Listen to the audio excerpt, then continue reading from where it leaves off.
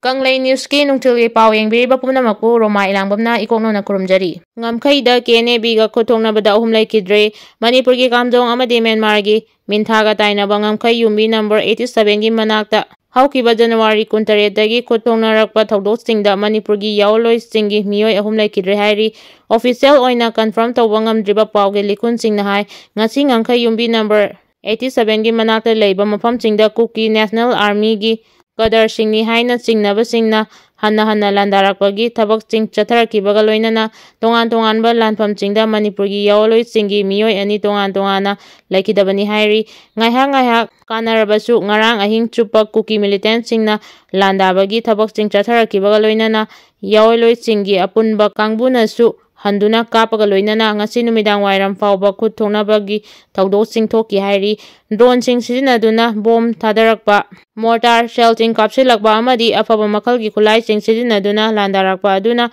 yaoloi singi apunba kangbunasu handuna kapaga loinana Manipur gi ngangkhaida changsilakpa Kuki militant sing takthokpa ngamki hairi ngarang ahing amadi ngasi chathakiba nomai kamnabagi tawdosing aduda Kuki militant singi asokapan amasung asiana kya yamna thokrabage haiba khangba ngamdri adumoina manghaukiba numit kharanigi mamangdagi ngangkhai yumbi number 85 dagi 87 paubagi manungda thokiba nomai kamnabagi tawdoksingda Kuki National Army gi kadar singni haiba kunlom sikibaga loinana yamnaba khulaising yaoloi singi apunba kangbu singna lokhatpa ngamkibani social media da viral oirakiba warol singi matungina thasigi kuntare dagi chatharakiba nomai kapnabagi tawdoksingda Kna-B gi miyoi kunthra rom sikibaga loinana nomai kunthra rom Nakhre hairi amaromda haukiba numit kharanigi mamangdagi nomai kapnabagi tawdo tholakkiba asida ahanba numita sokiba RPF ki miyoi ama Leikhidaba amadi ngasi ani Leikhidaba tharaga yaoloi singi apunba kangbugi Leikhidaba mising ahum sukre hairi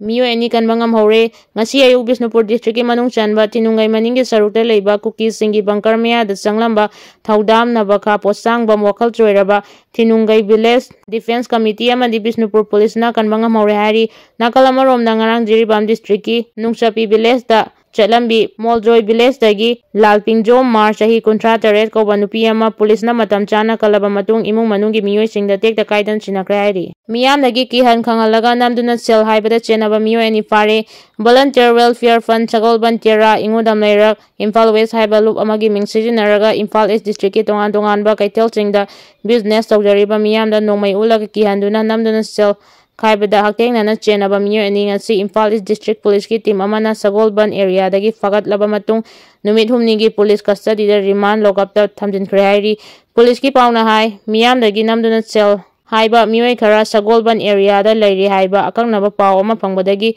khudakta Imphal East District Police na ngasi ayuk mafam aduda changsillaga chingnaba miyoi sing wahang pawang tawki maduda miyoi ani volunteer welfare fund Sagolban tera idungam leirok Imphal West haiba loop amagi demand letter konana fagatpa ngamkibani hairi paraba miyoi ani adudi Yumlembam Kelen Chingha Elias Yairemba Elias Toiba Elias John chahi nimpu apokpa wai chawba singha kairau Bistra Lairembi lekai amasung Huidrom lamnganba singha chahi kuntra apokpa S Rajen Singha Sagolban tera mapan lekai dagini hairi makoi ani na haidorakpagi matungina makoi ani da tampaki lalholup amagi ex member khara amagi atopa miyoi kharaga pullaga Imphal area da leiba business singdagi nongmai macha ama ulaga lupa lakna khujing oiraga namduna sel khaibagi thabak tawri hairi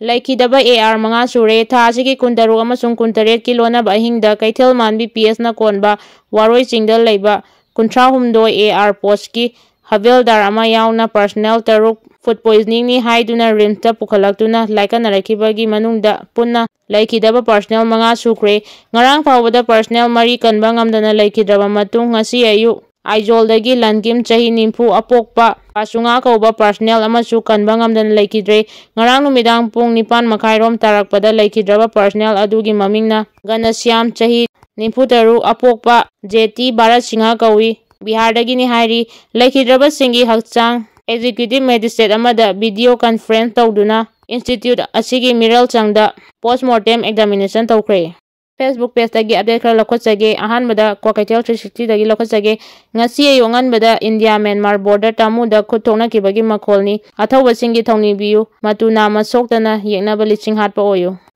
Kangleipak apunba kholaudagi lokhatsage Manipurdani Kuki sing maitai de attack tawnaba ready tawkhre alert leisi mayam Manipurgi karamba mafamno haibasi chapchaba khangdri IDP singda lengangna piba khudong chaba sing fangdaba gi yauri Megachandra lengangna internet displaced person singda piriba khudong chaba sing fangdaba gi complaint mafam gyadagi ngasi maksu lakpa leptri haina Manipur Pradesh Congress Committee gi President K Megachandra na phongdokre wafam asing ngarang Moirang Laisoi Water Sports Relief Camp ta leiba masagi sahi humdarom suraba thoksom lukhoi gawba mioi ama masa matanta sijanaba honarambadagi hauji RIMS ki Intensive Care Unit ta laikanariba adubu unaduna mateng pangba chatpagi khongjang amada MLA K Megachandra na phongdokibani